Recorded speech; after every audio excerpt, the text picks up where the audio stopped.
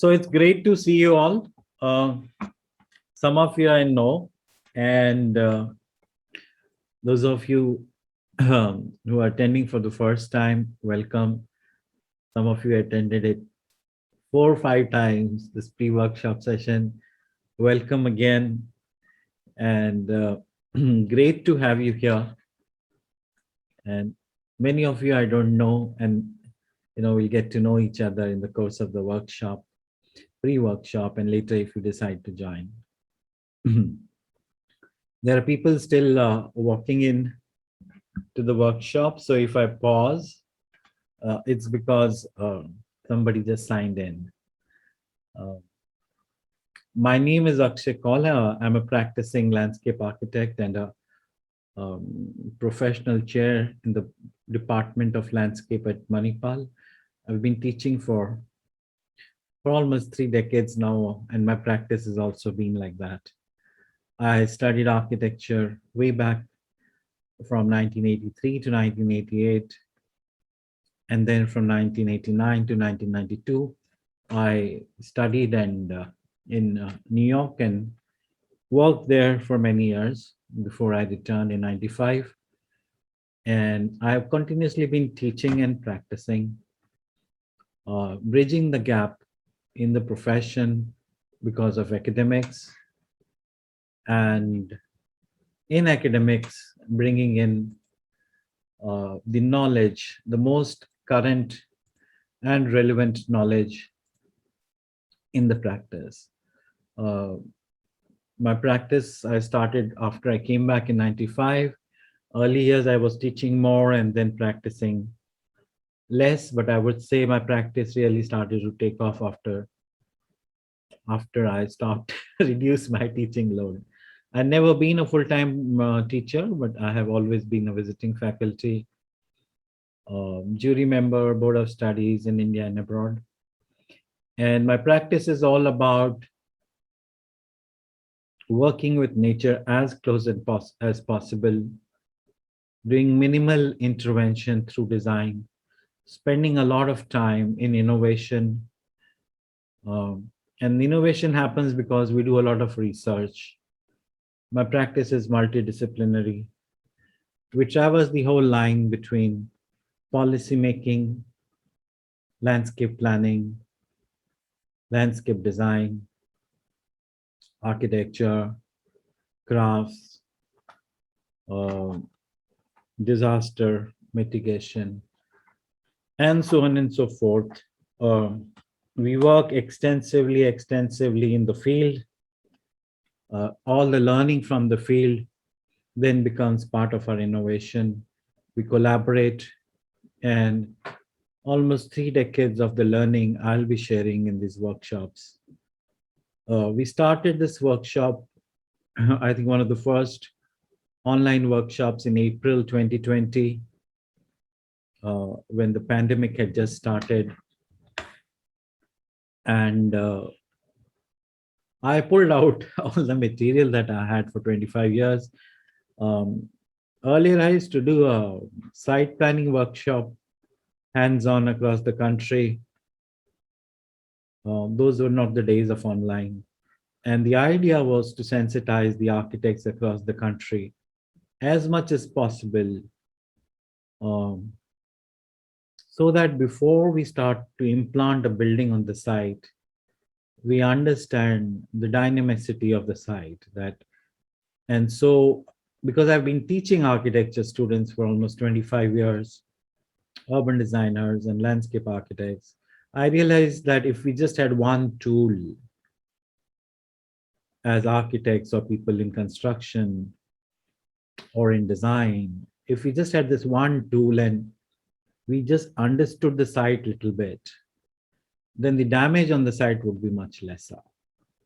We don't realize the amount of damage we do because we have not been trained, we have not been taught, we have not been told. So hence these set of workshops have been designed, which brings in 25, 30 years of our experience in the field, in the research, in the policy, in my own practice. And the idea is whatever I have learned, I want to share with people um, so that collectively we become a stronger group. Collectively, we become much more conscientious because I know that people want to design with nature. It's just that we don't know how to do it. So that is one of the reasons I started the workshop. My workshop starting had many other reasons because I've been teaching for 25 years. And I realized every year, the kind we, when I studied, there were 30 colleges. Now there are more than 500 colleges. And so the dynamics has changed. People want to get into NITs and SPA. Those students get into very competitive processes. And maybe another 5, 10 colleges. But in the rest of the, I would say, 475 colleges, students are gods because they pay for it. And the colleges, they want students. So you can't, so whatever the student, however, so we have lost that level of scholarship in the schools. In most of the schools, there are exceptions. So in an average class of 40, if I would say, 5% are really interested, 10% are there for some reason, rest of them maybe, maybe not. So I find it very challenging to teach in such a scenario where more than 80%, 75% of the students are just hanging in there and not necessarily there. Because when I am teaching or when I'm giving, I am 200% in there. So I didn't like that atmosphere, which is deteriorating in the academics. Also my practice doesn't, also when I teach in architecture, you realize that there's nothing about planning, there's nothing about design, there's nothing about construction. There is, so it's very, very basic way of teaching. There's no interrelationship, there's no room for that. And when I'm teaching landscape, I find, like when I was teaching at SPA landscape, I realized there was very little multidisciplinary collaborative processes of teaching. There was very little space for it because the way the curriculum was formulated. So we couldn't talk much about forestry. We couldn't walk in the fields. We couldn't see the rivers. We couldn't go into the agrarian landscapes. There was nothing hands-on. And same is the process when I'm teaching urban design, very little of urban ecology. And same, and we're talking about civil engineering, I find, it's devoid, it's not connected with all the other aspects of life. So nature is all about life. And I tell Bijoy is on here. I told, very on the site, I was like not amused when it seems that it is my business to talk and design with nature, as if everybody else who has to do with planning, design, project management, architects, construction people. I said, if you breathe, then you should talk about nature and work with nature. If you drink water, then it is our business. Anybody who breathes, anybody who drinks water, then it is our business to design with nature and not against it. So that's the space from which this series of 6 workshops have been designed. Each workshop module is over a weekend, Friday, Saturday, and Sunday. They've been kept like that from 7 o'clock to 9 o'clock. And oftentimes I have to ask people, do you want a break? And they don't want a break. So I forcefully give 5 or 10 minutes break during the workshop because they are so engrossed in it. So these will typically run on alternate weekends from 7 to 9. The first module is where there is some hands-on stuff. In the other modules that follow, we just share, and all the sharing is to create case studies, extensive research from all over the world, and my practice, which is very, very keenly based on environment, planning, and design.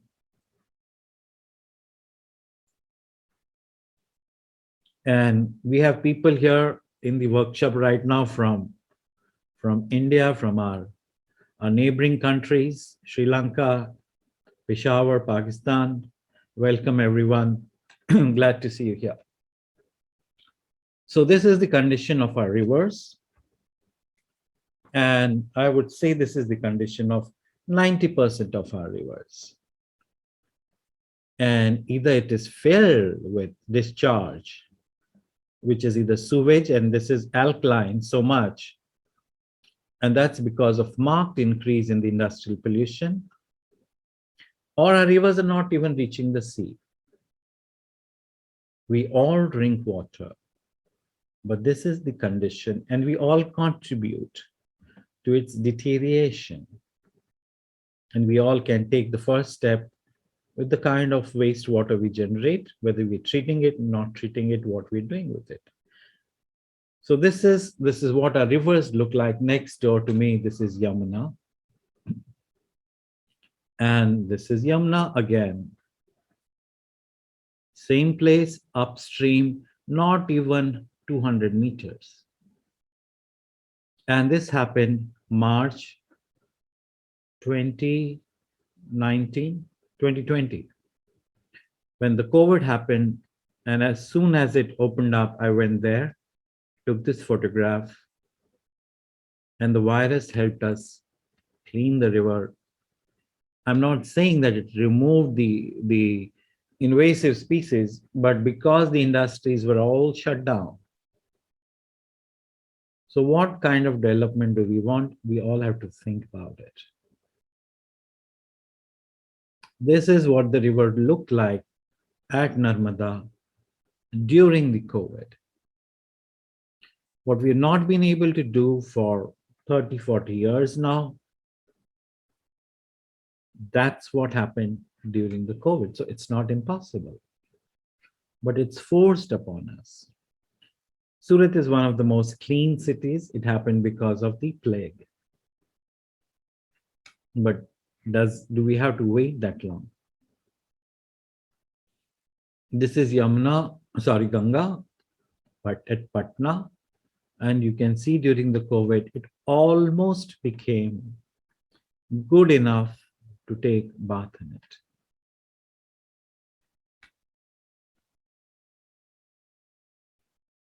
This is what Himalayas could be seen. Suddenly, Himalayas were being seen from the plains after a very long time. That's because the suspended particles settled down. And other reasons. This is what it looked like, the Dhauladhar range from Jalandhar. And we all add up to this mess. And we can't wait. We can't wait because it's always the other guy who's doing it. And when these workshops are designed so that each one of us begins to become much more conscientious, this will be the third series of 6-module workshops. But before that, I used to have two module series. So there are hundreds of people who have attended this and who have found it life transforming and complete shift in the perspective. There have been PhD students from abroad. There have been 20, 30 years old practicing architects, landscape architects who have been taking these workshops. And here is a comparison of the air quality of Delhi 2019, 2020, 2021. And you can see when there was lockdown, what happened.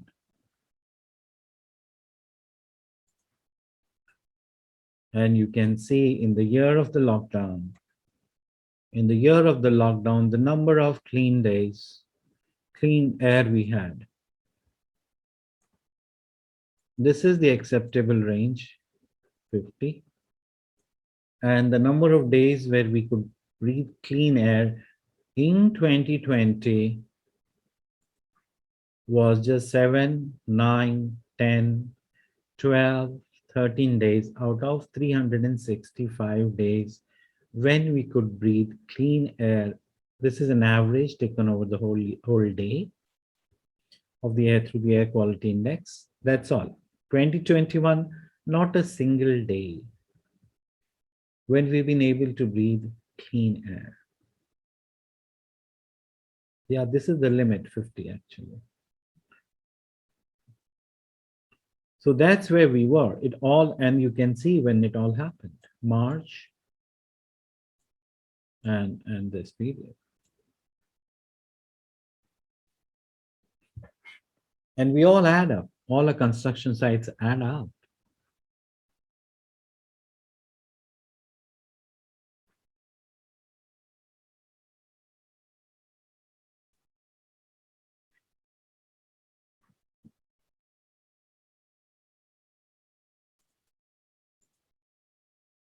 That's because we are prejudiced. We are prejudiced, we are so self-indulgent that anything that man has made, we will preserve it. Anything that is given by God, we will only worship God as an image, but his creation, we give a damn. So could you please, I hope everyone's on mute. If you're not, on mute.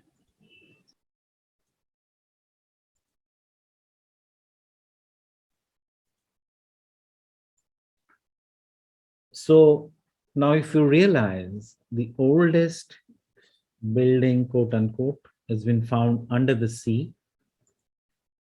around Japan, 8,000 years old or young. One of the oldest folded mountains in the world is 4,500 million years old. So if I was born 6.42 times crore times lifetime, then that's the age. Himalayas are becoming trash, but Giza will do anything to preserve. Tata will pump in money, will request them to preserve Taj Mahal, but Ganges, which is the life of the civilization, all the civilizations have happened around it. With this is the kind of slum we will create around it. And as we know, 80% of the wastewater, 90% of the wastewater from these is going directly into this. So, so each one of us, it is not just they are polluting it. It's that we don't understand that we value our grandmother's Zardoshi sari and we'll save it, every bit of it, and pass it on to our grandchildren, or a rare Pashmina shawl. But something that is so many million years old, we give a damn about it.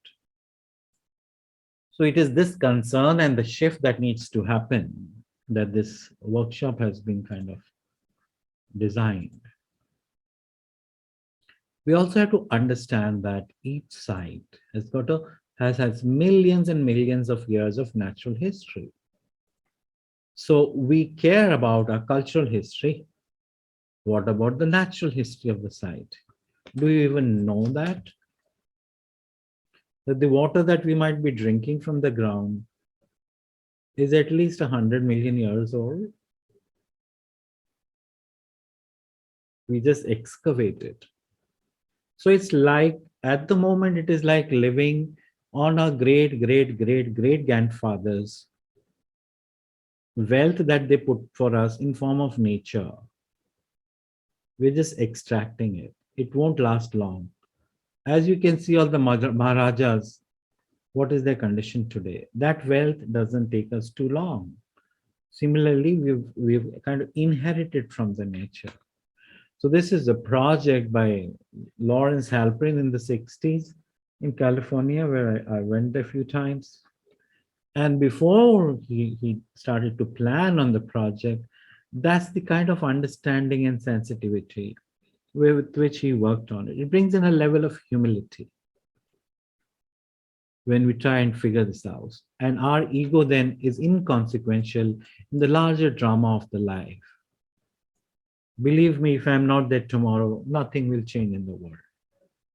But when I'm living, I'm so full of myself, as if the world is running, I'm the center of the universe. And many of us carry this kind of notion.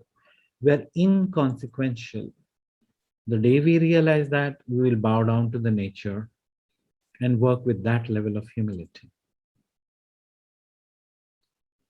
And we must understand that nature, landscape, they're all dynamic processes. So rivers move and, they don't stay in one place, but we come in and we build in this region without realizing that anywhere this can get flooded. My friend who lives in California, Logan, I mean, he just sent a post on Facebook yesterday saying that his house was burnt in the fire and he's moved down. Every year, almost every year, there's a fire in California because it gets so dry and it's just grassland.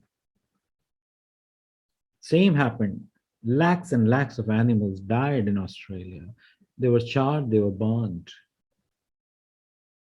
So we have to understand what to do about it. I've two of my very dear friends lost their houses in Berkeley as well as in other parts of California to fire.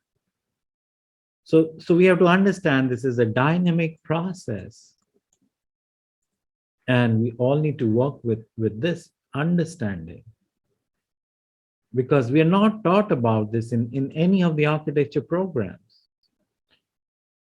We have to understand that floods happen almost every year, every other year, every third year in Kashmir. But what the intensity with which the last one happened was our own doing. There was a whole process that we didn't follow. We squeezed everything out. So now even the master plan is recommending in Kashmir is, building in Bemina, which is one of the areas which will get easily and most severely affected by the floods in Kashmir, whenever that happens. And it can happen anytime again. We need to understand the context in which we live. We are so hyper nationalist, hyper, really hyper. When somebody says anything about the country, we might just shoot them in the head. But what are we doing with our land and water? Why aren't we talking about it? So if you look at India clearly and reposition ourselves in debates that are more relevant to this country and to its people, then we'll realize that 69% of the land of this country is either semi-arid or arid. And here it is. I went to Ladakh and Leh almost till Baltistan and Gilgit and Siachen area just last month. And you can see how dry it is. And on one hand, what does it mean? We are the Yes, no. second largest. Could you please mute just a second? Yeah, please. Thank you. So, on what does it mean? We have one of the largest populations in the world, almost 2.5 to 3% of geographical land, one of the highest number of cattle in the world. Where on the earth are we going to feed them on arid and semi-arid land?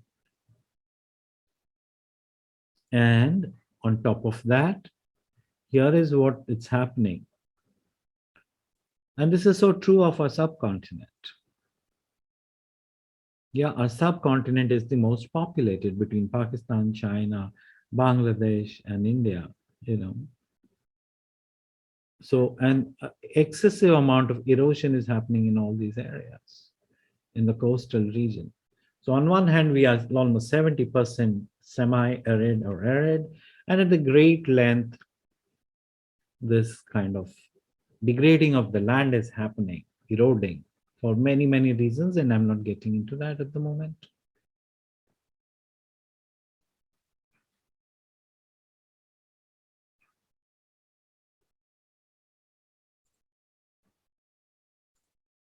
And here you see many of my projects, sites, project sites, before before they before we started doing anything. And you can see they're all ecologically dead. Even the most pristine place in Kashmir is ecologically dead. This is the approach to Aru. From where you go to the Great Lakes, this is Aru. Every time you dig, you leave it like that. This is one of the most expensive piece of real estate in Delhi, dead pan farmhouse answers. This is a lake, Brari number in Kashmir. This is Aru. This is another site. This is Pahalgam Road. This is a site in Uttarakhand. Every site, whether we touch it, we don't touch it, it's dead. What does a dead site mean? It simply means that the site will never be able to give, the soil will never be able to give us the nutrition that we claim to be, whether it is turmeric, whether it's spinach, whether it is ginger, it doesn't have it.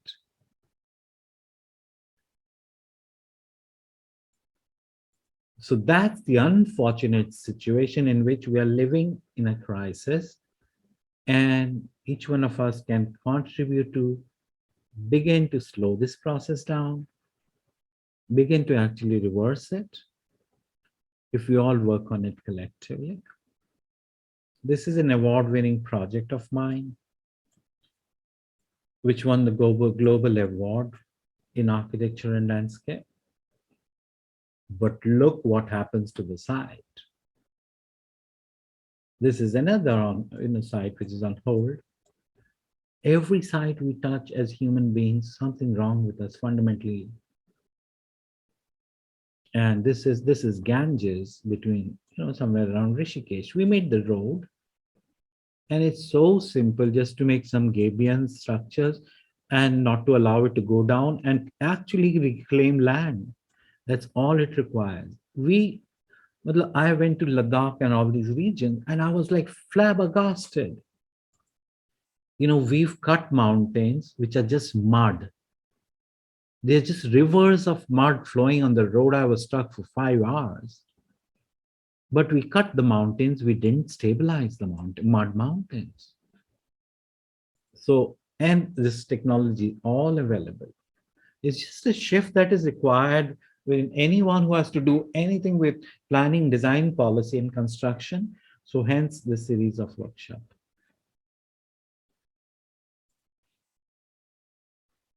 This is a site in Copenhagen where I went, just a couple of years back, and compare it with the site, my site in Delhi, in Rajasthan. You touch it. Every site is free for everyone. You come and do whatever nonsense. And your site gets dead. It's just so, so appalling. And it doesn't take too much. All it takes is just pause, plan it, where to put your material, where to stock it, and all of this will be sharing in the workshop. So the workshop is not just to raise alarm, but to give you solutions for this country, in this country, based on the global best practices. So here I share with you a project where the project management part came in, bulldozed it, construction level. So this mountain could have fallen down any given point of time. Now, whose business is this? Client, architect, PMC, structural engineer, MEP, landscape architect, no one who is going to step forward and take up the challenge, or who will lead the process. And why should not any one of us be trained to lead the process or want to lead the process? And here you see, we went ahead and kind of did it, but nobody else knew how to do it. And this is a process of restoring it in like less than like 2 years. Step one, to avoid slip of this mountain. Step two, an innovative practice, as you can see, using bamboo as a crib wall, infill with material, very cheap, very innovative. So this So there is no retaining wall, there is no concrete, there is no nothing. Very unique way of planting and then diverting the rainwater off, grassing immediately as soon as this is done. And you will see it's 1/20th the cost of what a retaining wall would cost, and and that even after making it, it doesn't work. So you can see the process. Yeah, you can see the process getting in place.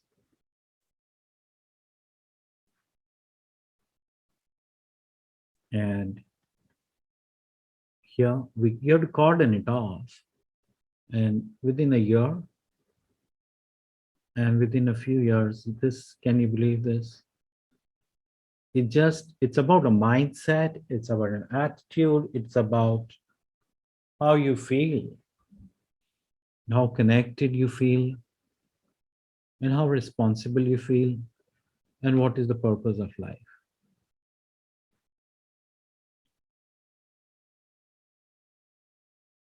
And it's a very special technique, and we've applied it in many places across the Himalayas.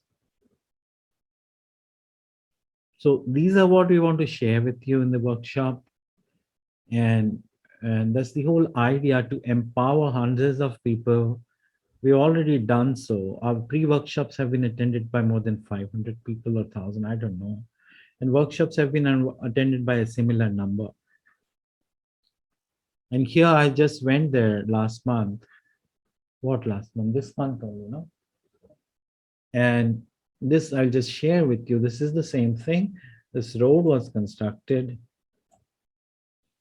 in the same process, but you can see here very clearly that the road is still being constructed, and we have already done the stabilization process before the road is even laid. The same technique of brush layering, gabion, small toe walls, gabion, diverting the water in an intelligent way, and putting gully plugs so that there's soil and moisture retention, erosion prevention, landslide prevention. And this is like 4 years after. No concrete, no retaining wall, no big contractors. We trained. We trained the local laborers. We created a supervisor by training them.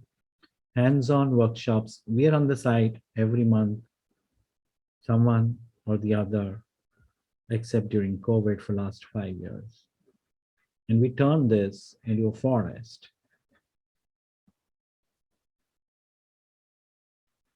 Now, if you look at a typical architectural program or a studio, you are given a hypothetical site, you know, a studio program, a very funny program. Unfortunate part is this is how it happened when I'm studying, and this is how it is still happening. You will make a area statement, case study, you will make, you don't even know why and how, a bubble diagram, plan, section, and 3D. This has nothing to do, it presumes that people who live in here have nothing to do with air and water and nature. And that as if there is no crisis happening, as if climate change will happen in all other countries and not in India. As if we are not one of the poorest countries in the world, as if we are not one of the most populous country in the world. We live in some, blindfold kind of a cocoon, and we believe, I don't know what we believe about India. And so it's, this is completely irrelevant. So I sat down 2 years back to design a curriculum at Manipal University, Jaipur, which addresses the real situation outside the classroom, where the students walk in their neighborhood in the master's program to see what are the issues. You'll be pleased to know that just within the first semester or second semester of the studio plan, a student came up, said, we have erosion problem, we can't live in the apartments, faculty housing, we have dust storms coming in. So we worked it out. She, along with her father, then went to the farmers and said, "Why don't you come over to our neighborhood, to our land and plant some bajra, which takes least amount of water." They did rainwater harvesting and all of that, retention ponds, and lo and behold, with just simple thing, no payment to the farmers even, they created crops. And what happened? The birds came there every single morning to eat the bajra. So I don't want to use fancy terms like green and blue and nature-based solutions and all that, which is hep. This is just common sense. If we approach it as a problem as real it is, in a multidisciplinary fashion, architecture will only teach us maybe about making space. That's where it stops. But in that space, we need to breathe, we need to drink water. So it's high time, as people in construction architecture, we begin to understand the reality and the gravity of the situation in which we are in the world, in this country, and in our communities. The whole idea is that you will get empowered, you will believe in yourself that it is possible to do this. What is the notion? What has been the notion? This is the most fancied building in the universe. Frank Lloyd Wright's Falling Water. Kaufman, who owned, probably did not even live there because the sound of water was so strong over there. But this is the most published building in the world. What is the notion of relationship with nature in this? It's very static. It's just about the view and the sound of water. And we'll get into more of this, but that was in the 60s, in the 70s, when you could still afford to do that. But today you can't. You can't. When the polar ice is melting, when the glaciers are melting, when the rivers are dead, when the forests we are losing, when the 50% of the species of wildlife is vanished, when 50% of the biodiversity is vanished, we will find out how, as landscape architects, we can fix this. We'll find out why, how it affects us. We feel it affects somebody else. This is another building. We plunge straight into the lake, Frank Lloyd Wright building. The way it is addressing nature is simply viewing and picking up this material. That's a very superficial understanding, not being critical about any architect. I fold my hands. But that was the notion then, that was time then. But today we are in a crisis. I was working on this project and I had huge arguments with the architects. Three big architects of the country. I had to literally ask them to push back. They wanted to build here on the edge. So from the bedroom, they could see the edge of the river. And as you can see, we pushed them back there with great arguments here and here later on. And they didn't realize even this guy wanted to see the Ganges from the bedroom because he thought that the river edge is only here. He cut this off. And Ganges, I mean, Himalayas are just a bunch of sand compressed in time. This all caved in. So we don't have that kind of clarity or understanding. It's just view. We are kind of obsessed with it.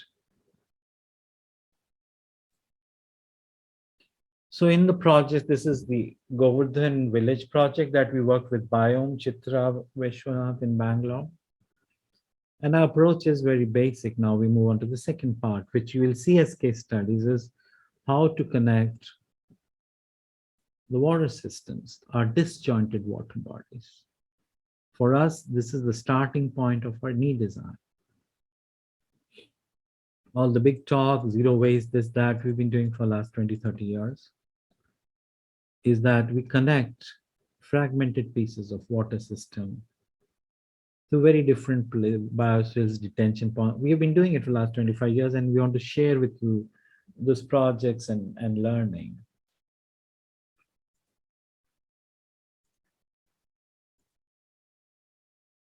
And that we don't do planting just like that. This question.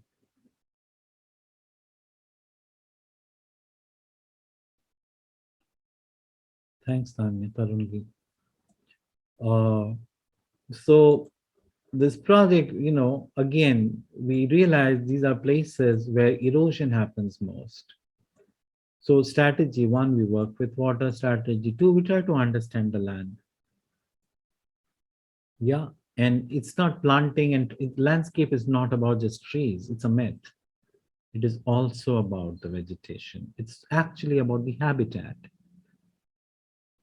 And so we planted, the whole strategy of planting is such that we connect different parts. So we make as long as possible large contiguous green spaces. The larger they are, the larger the biomass, the chances of creating a better habitat. Yeah. And putting the water down. So we looked, this is pre-Google, Google area, we looked. So this is outside the site boundary. So here we prevent the erosion by surrounding it by vegetation. We prevent erosion from water. We make contiguous. So the bird can jump over, yeah, and fly over and stuff like that.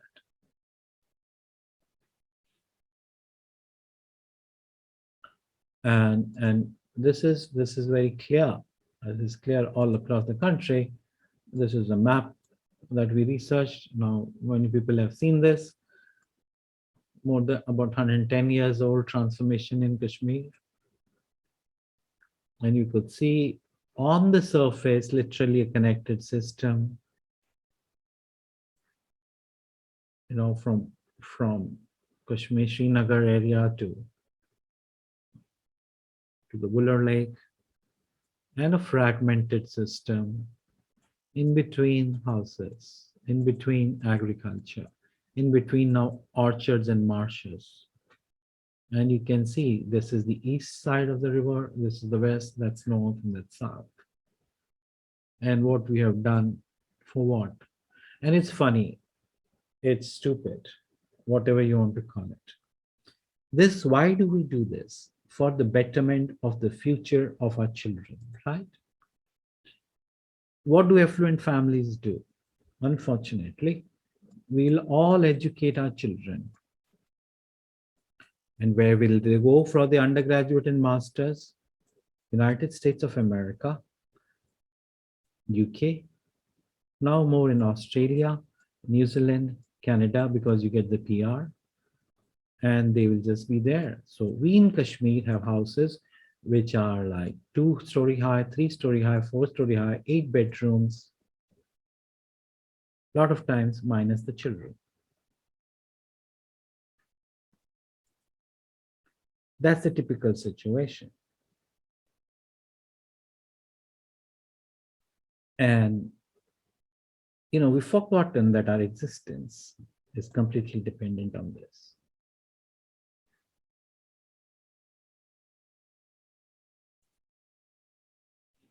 And when the floods happened, this is Jawaharnagar House. I took a tour of the entire valley on my own. This is the Lal Ded Hospital. This is the rubble in Jawaharnagar. This is the housing. This is the museum. This is the poultry. This is the DAV. Nothing has changed. If you go back there, it's the same thing. Nothing changed. As if it will not happen ever again. So we'll be talking about all of this and much more. And, about 20 years back, we got a project in Bangalore, pre-Google area. I walked on the site and I saw moisture. And I walked up and down outside this and realized that there might have been a water channel moving through it. We realized there was an upstream nala and downstream. The previous owner kind of filled it up and had a coconut plantation. And the year I went there, because of the coconut plantation all over Karnataka and down south, this is One particular flea infested all of them for 3 years. There was no coconut production. That's monoculture, my friends. So we went around, and as you can see, we staked it. And so wherever there's monoproduction, whether it's Kashmir apple orchard, Himalayas, this, that, hybrid, this, that, and the other, we will at some point of time have years where there will be this kind of situation. Who is going to lose? The most marginalized person. I did my research because I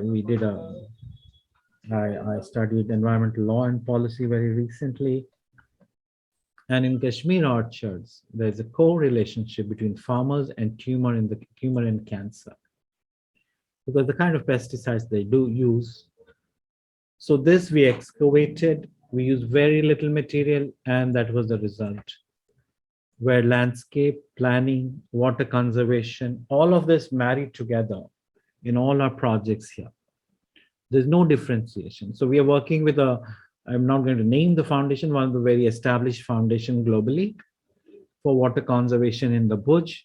So we gave a proposal like this, where it is integrated approach, where the animals can come and drink water during the drought. Desalination in the ground will get over the years, 5 years, 10 years, sweet water. And this whole process also, it is an aesthetic thing. It will change the microclimate, it will be pleasing to the eye and human experience, as well as it will save the environment. It's just like the human body. It's just like nature. You can't say the body is designed just for the blood to move in. You know, it has to work on all the count. So this was a project that was initiated about 4 or 5 years back. It's called Athwajan. I don't know what is the situation now. It was a quarry site, and when I measured the air quality in this place on that particular day, at this particular point, I checked what was the air quality on my monitor, and at the same time in Delhi, and it was equally bad. So then the offices, the highest offices of the state, then asked us what we could do for this place. Quarrying was thought banned after great opposition, and we said let's recreate a place where people from the neighborhood can come and use it as a place for the youth. And so we worked with creating a model in this place which worked with annual inundation, rather than, if we would have filled it up and raised it above the level of the road, then all the water will go running down and block this place. We said that's not how Kashmir works. Let's work with creating detention and retention area, a whole system which can absorb at least X amount of rainfall and recharge and stay. So the idea is to slow down the movement of water from the site, any site that we work with. And then based on the system of swales, detention, and large retention pond, we created a system. And this is a basic system with which we work across the country, and projects in the neighboring countries as well.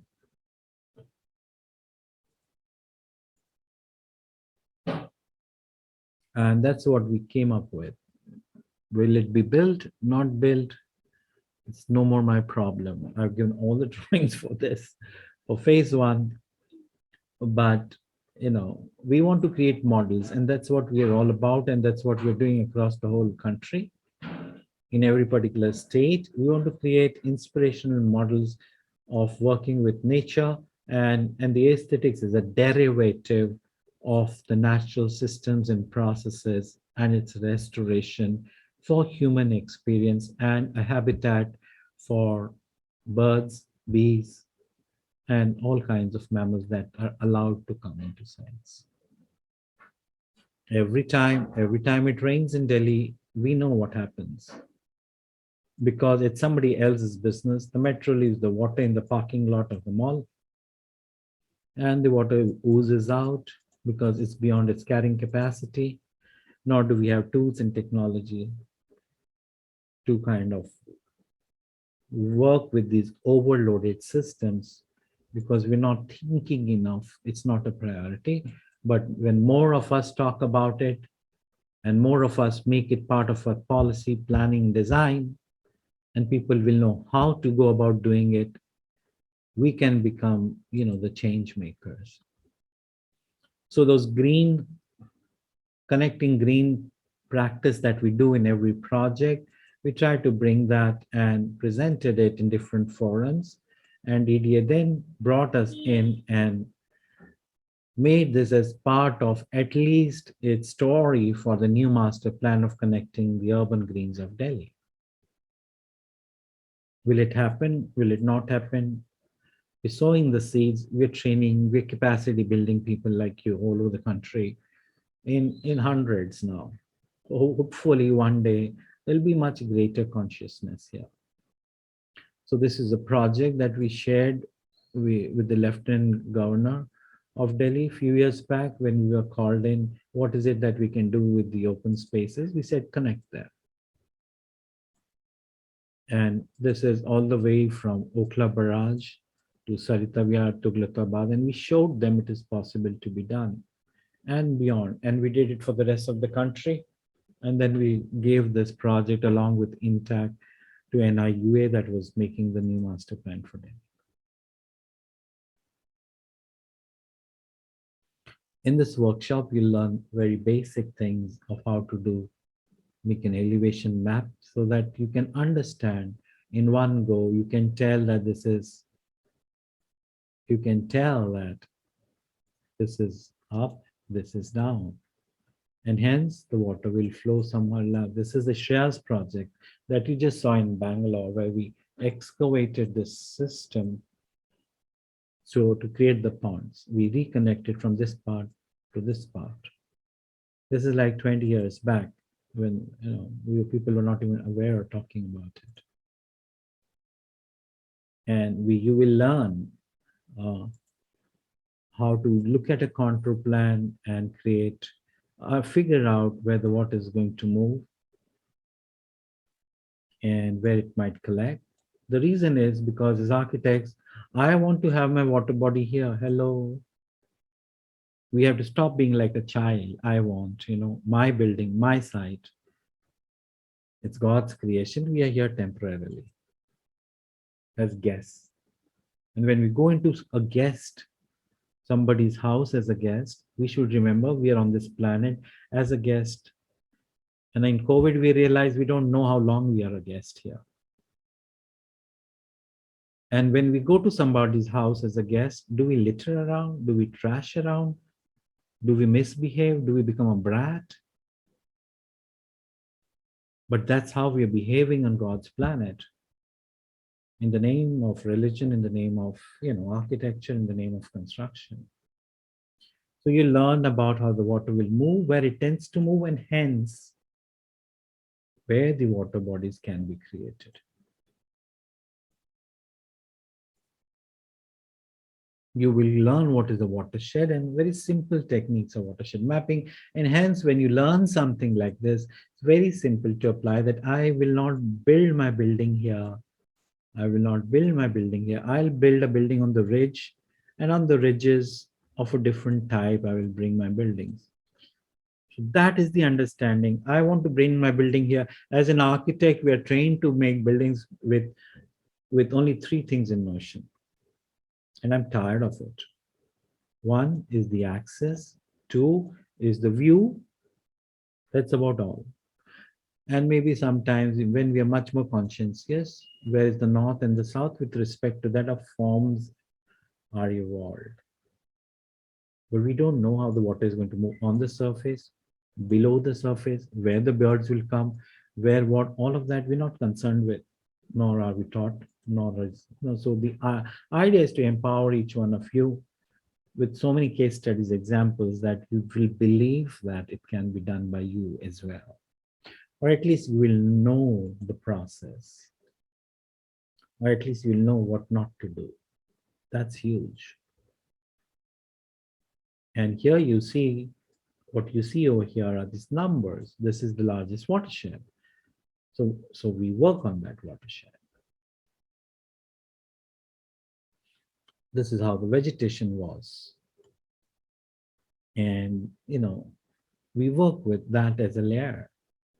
Then we do a slope analysis. This is a bit tricky, but I want you to learn. In this workshop, we'll teach you about the slope analysis. What it means that which is the steepest part which you want to avoid. So the conflict is always there in any given project. This is the best view, but this is also the steepest. So you can build there, but the cost of building will be higher. The cost of operation and maintenance will be higher. So imagine, why would you want to, if you are a human being, would you want to breathe easy or breathe very difficult? Do you want to breathe with a BiPAP or you want to breathe naturally? Which is more sustainable? Why put a building here? Just because of our egos? We should take a back seat. What is more important? 70 years down the road, neither will I remain. Some of you, many of you will remain. We don't even know the name of a great-great-grandfather. Nobody is going to remember us except our ego at the present, which is making us doing this. Time for the ego to take a back seat. Let's become part of the nature. So this is a synthesis of all those studies, that this is how the vegetation is happening. These are the potential places where water can be impounded. These are steep slopes to avoid. This is where the vegetation is. And hence, I now know where to put my buildings.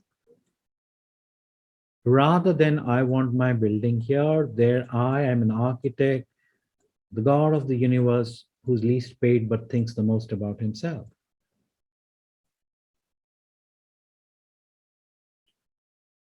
So this is a process that I want each one of you to know, and how to apply, and much more.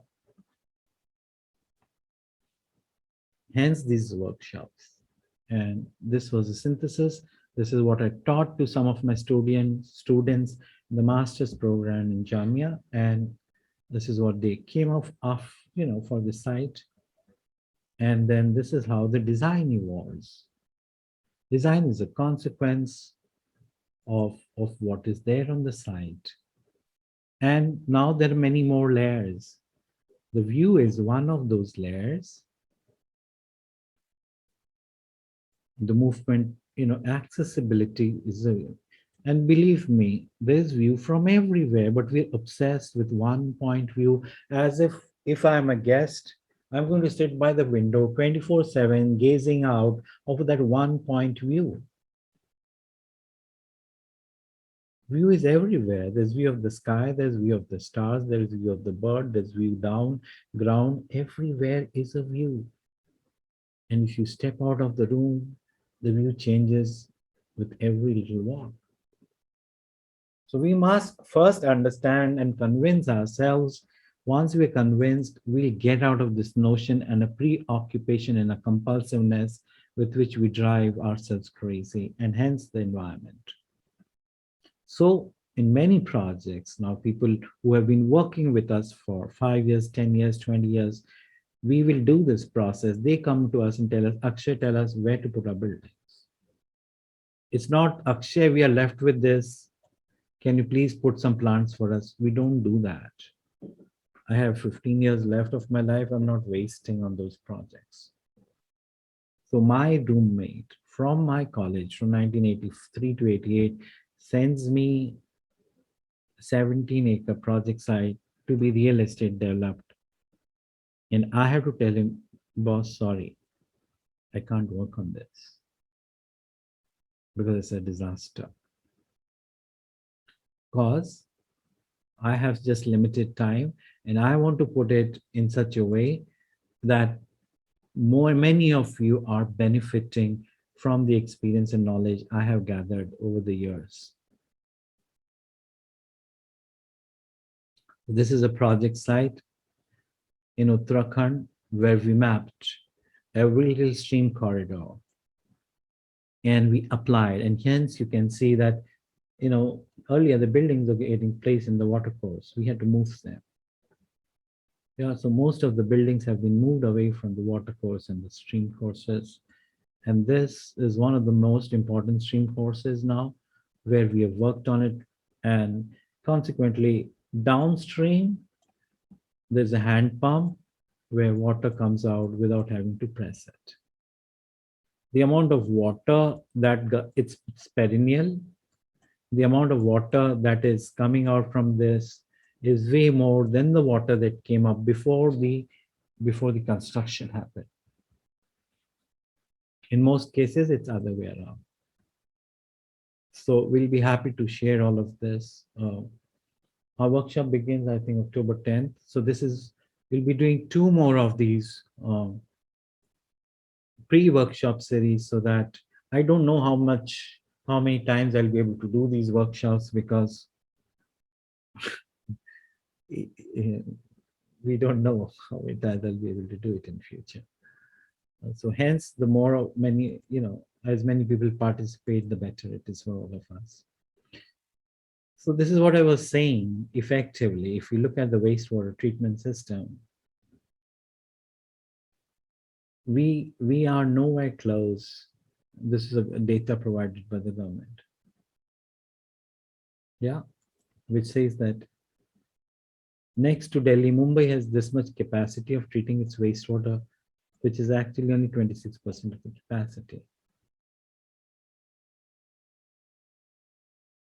This is the capacity. We never work full capacity. And only 30% of the wastewater treatment plant works satisfactorily. A, we don't have the capacity. B, they don't work satisfactorily. So in every project that we do, wherever we walk in, every drop of rainwater that falls, every drop of wastewater that is generated, we recycle. We told our architects, this is a priority. We taught our engineers how to do decentralized. We educated our clients and our supervisors to do wastewater treatment of almost every single project. We defined it, and luckily there are many more technologies available, from DRDO to NARI to more compact ones. It has evolved.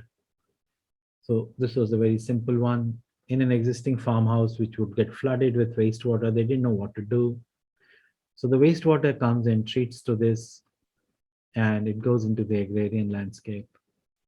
So this is the story of what it was, and the return of the wildlife. There are hundreds of birds that come in 1.3 acres of really, what would you call, the old town of Jodhpur. Very, very dense packed, as you can see here. This is the only green space generated in this place. Every drop of water is recharged. The wastewater is used for irrigation. Well, it's an urban project, and so we want to share with you the learnings that we have. We try and work with anyone, irrespective of religious belief, irrespective of their political inclination, irrespective of the country from where they come. Anybody who wants to save the planet, anybody who wants to work with nature, anybody who wants to learn, whether it's a politician, whether it's a technocrat, whether it's an NGO, whether it's an architect. So as part of a political campaign for a particular party, a Green Party member wanted us to develop and show, if they came to power, or how to sensitize people to treat water, wastewater, rivers, and we were making a series of this. So this was from the famous or infamous Pulwama area. And we said, this is a situation and how we could turn around. So we did huge studies on this. It wasn't implemented, but that's all right. And that's how it could be transformed from this to this. It was no big deal, no big brainer. So when a particular person was the CEO of Delhi Jal Board, we worked together with him and his team as an advisor, honorarily, went to the site, Rajokri site, And with Delhi Jal Board, we kind of created a conceptual scheme. Delhi Jal Board's team would come and sit in our office and would help them with drawings. So one of the first lakes in Delhi that was turned into sewage, Rajokri, with Delhi Jal Board. Now, they're treating many lakes. So this was the idea from behind it. So the idea of making an amphitheater near this bus stand, the idea of doing the solar, the idea of treating the wastewater, putting it through, and the whole idea of the live Dal Lake, floating gardens, and bringing back the marginals and this. And we've done it in other projects, wherever every single project we do wastewater treatment in different ways. This would have been a great example. Someday, somewhere, it will get done again.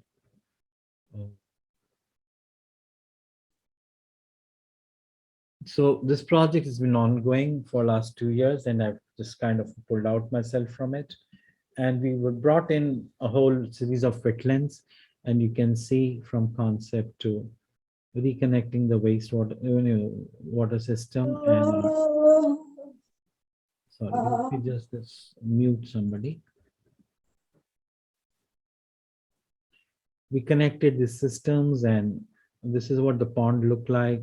This project is done in collaboration with IIM Gurgaon, where I was hired as a landscape architect, and you can see how we treat our water and what it takes to kind of work with it. It's filth, mud, pigs, everything. And that's the condition of our holy rivers, the holy land, holy. And this is what, we have this is how it's kind of cleaned up and working. There's an STP which is put, I don't know how functional it is. We've kind of worked on it and fixed this edges and all. I think that was the last slide.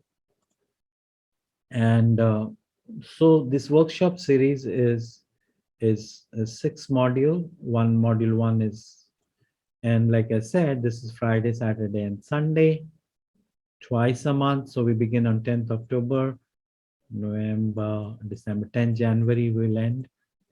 There are enough breaks in between. We tried not to do it on holidays. That's how it's been planned. And in order to sign up, you'll have to send us an email. If you use the QR code, you'll reach our blog. It gives you all the details. Send us an email, someone from the office will get in touch with you. And all these details are there in the blog, in the module. You can look at it at greater depth.